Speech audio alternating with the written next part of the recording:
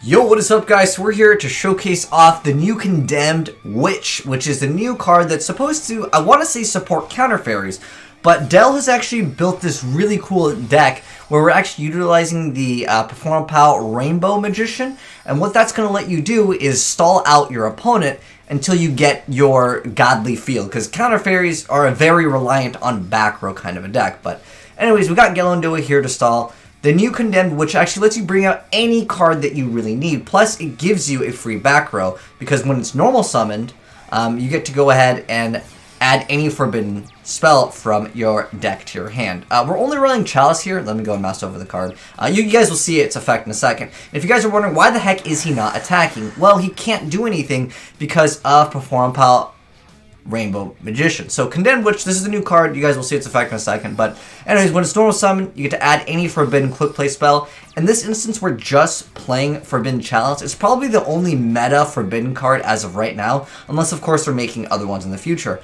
But anyways, it works quite well in this deck because in counter fairies you don't generally special summon too often.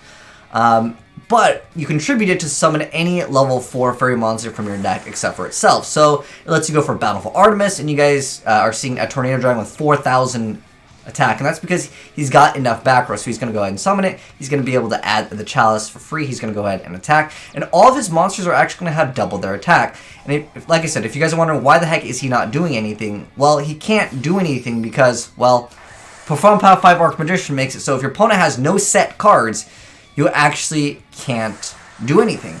And I was thinking, since you do have lights and you do have darks, I mean, if you wanted to throw in some like appropriate cards, maybe you can Samorg so they can't even set cards, so they can't actually activate any monster's effects or attack. It's one of these decks. I mean, Counter Fairies is a deck where your opponent can't Yu-Gi-Oh anyways, but yeah, I mean, he could technically set some cards so he can actually activate his monster's effects and actually attack.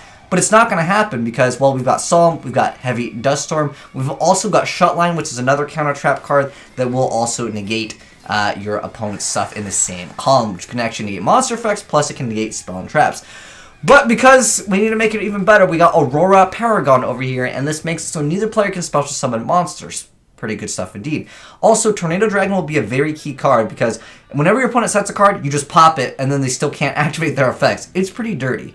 But yeah, and then on top of that, it makes all of your fairies have a lot of attack. Let me go and show you guys another play here. This is going to be between the Fur Hires. So the guy actually opens up pretty decent here. He's just going for Red Resonate, which actually isn't a bad card for the Fur Hires. I've seen people even throw in Thrashers. It's just because they just need other cards to, of course, go into the Link plays. Now, he activates an Ash Blossom, but it does get negated by Lafarl, which is unfortunate for him. But it doesn't matter because even though he has this board right here, which is heavily reliant on getting the effect of Folgo to draw potentially 3 cards, he's going to go ahead and activate Duality. We're going to go ahead and add that Rainbow, Perform Pal 5 Rainbow Magician. And at this point, guys, he actually cannot attack and he cannot activate any monster's effects. So basically, again, this is where this deck really shines. And if he's setting any back row, it's going to get popped immediately. And so what we're doing right now is we're trying to rush to make a Tornado Dragon. Therefore, we have as much time as we need to stall out our opponent and try to get 4 back row. And again, that's why it works so well in this deck, because you have the Condemned Witch, which gives you, again, that free extra card, that Chalice, which can still negate something, but it's going to allow you to get 4 back row quite easy, because this card's 1 card. The Chalice will be 1 other card. So you just basically need 2 back row, which if you're playing counter fairies, you should have lots of back row.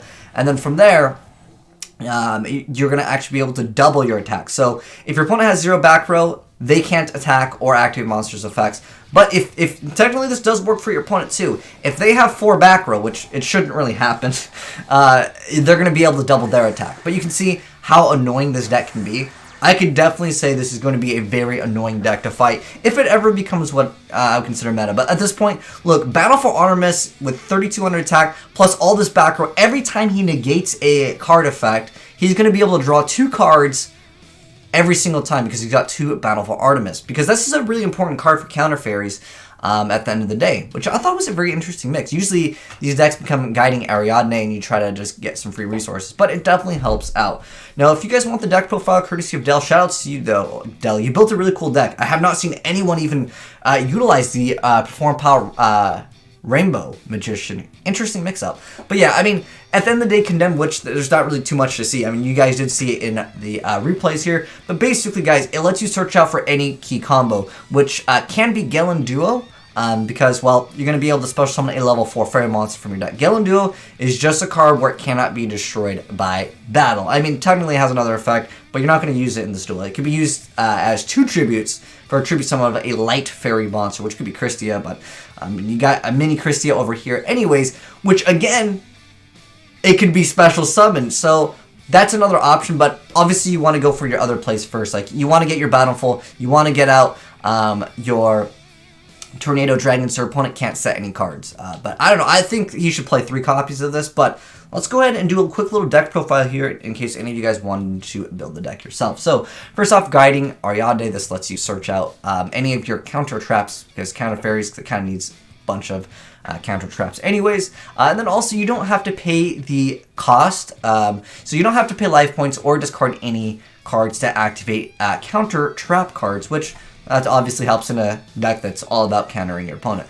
But yeah, like I said, Condemned Witch is a simple effect, but it allows you to go for whatever card that you need at the right time. And then we have Aurora Paragon, which we actually saw. He locked his opponent out of special summoning. It's like a special summonable Christia at this point, though, because it does have a downside technically. It's when another monster is normal summoned to either player's side of the field, you have to destroy this card. However, you just circumvent that by just negating the summon of the monster or preventing it from coming out in the first place. Just don't let the monster come out and you'll be okay. But that's Aurora Paragon. And then, of course, 3 copies. Yeah, 4 copies of this card. 3 copies of Condemned Witch. This allows you to do 2 things. One, it lets you get out whatever key combo piece you need to counter fairies, which is actually very important. There's a few other counter fairy cards that you guys could consider. If you guys want to let me know what you would run down below in the comment section below, definitely let me know. But anyways, yeah, like I said, lets you go into anything that you need for the right situation. If you need to stall, go for this. If you've already got a bunch of counter trap cards, go for this. And then on top of that, it gives you another challenge, which is another negate card at the end of the day. Plus, sometimes you might actually want to make Battle for Artemis 2000 attack, so it can, if your opponent's attacking into your card, maybe you can use it for that. But very seldom you'll be using that effect. But yeah, very good card. It is also technically a dark, which I actually was mentioning that they might actually make some more support, because it just seems kind of random that you would be playing just, or they would release just this one random like dark fairy card. It doesn't look like we got any other support, but I want to say that hopefully we'll get more support. I want to say it's mostly used for counter fairies, but then again, Chalice isn't necessarily a counter trap card anyways, but we'll have to wait and see what else we get. By the way, Forbidden Graveyard is a card you cannot add for it. If I could spell.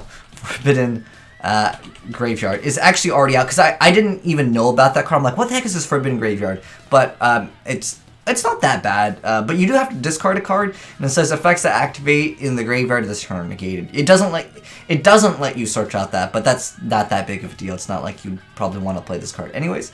But anyways, we got 3 copies of Ash Blossom. We have 2 copies of the Perform Pile 5 Rainbow Magician. I personally think bumping this up to 3 is like really good, because that's what one majority of this game, of the games that you guys saw. It's just like activate this, your opponent can't play Yu-Gi-Oh.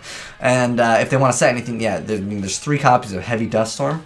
But anyways, we got 2 Veilers, we got 1 Raigeki, double copies of Desire. I personally would pump this up to 3. Counter Fairies is a very turn 1 oriented deck. Like, yeah, you could potentially draw into another Desires, but at that point, you have that consistency, and it's just a really important card. At least that's how I personally feel about it. Anyways, we got Dark Hole, we got the Upstart, we got Foolish. Upstart in a 44 card deck, I would probably just drop this. I mean, I don't personally see any reason why you would play Upstart in this, because you currently have, you know, I just don't see a point in it. That's my take on it, though. You guys can let me know if somehow I'm missing out on something. Sometimes, guys, there are times where like certain cards would be working with Upstart. For example, the Magical Musketeers. Even if you're playing like a 50-card deck, you can just run Upstart because it's going to give you a free card anyways, because you're proccing extra spell effects. Or even if you're playing something like Sky Strikers, that would be a card because you just want to fill up. But I don't see any reason why, but keep in mind, I could be wrong on that. Let me know if there's a reason why you'd play Upstart in here. Anyways, we got Foolish, we got Duality over here. I think this deck doesn't really special summon too often, so it does work quite well. Like I said, you will be special summoning during your opponent's turn, though, so that's totally fine. Next up, we got Chalice. We got 3 copies. Heavy Duststorm, again, you don't want to let your opponent set up any cards. 3 Solemn Strike, Solemn Judgment. 2 copies of Reincarnating Parshath, which is going to be able to negate anything. You have to reveal a counter trap card in your hand and discard a card and pay 1,000 life points. But don't worry, Guiding Ariadne is going to make it so it is free. Then we have Divine Wrath. We have 2 copies of Debunk. We have Solemn Warning. And then we have 3 copies of Shotline, which is one of the newer cards that negates anything in the same column. A little bit conditional. Then there's also... oh, gotcha. Okay. Impermanence, which is a card some people were playing. That is, it's kind of like the same thing for the effect, but I wanted to let you guys know that it is a regular trap card. It's similar in the sense of this, although it doesn't have that like hand trap effect. But this card, the reason why you want to play this, because I'm gonna guess someone's gonna mention, why wouldn't you just play this? It's not a counter trap card. This is counter fairies. For the extra deck, I don't think we really made anything except for Tornado Dragon, which I would say bump up to 2. Tornado Dragon is a very important card. I don't think you need like Hyperstar, because once you have your setup here, you're gonna be able to boost up everything anyways. But in the off chance that you need to make certain things, I always think Boreal Load and Boreal Sword are great cards just to push for a game or like get rid of very problematic cards. But yeah, like I said, definitely bump up Tornado Dragon. As you guys saw during the replays, it's actually a pretty important card. But yeah, this is going to be utilizing the new Condemned Witch. But anyways, guys, let me know what you thought of it. If there's any changes, let me know down below in the comment section below what you would change in the deck. But anyways, yeah, that is the Rainbow Condemned Witch Counter Fairy deck utilizing that new card. But anyways, hopefully you guys enjoyed the vid. If you did, drop a like on it. And if you're new to the channel, hit the subscribe button to see more new Yu-Gi-Oh! Gameplay in action with new cards that just got announced. And if you guys got any cool replays, like Dell over here, shout out to you, man. You guys can feel free to go ahead and send in the YRP file to AzneyesReplays@gmail.com. But anyways, thanks for watching, guys. I'm signing out.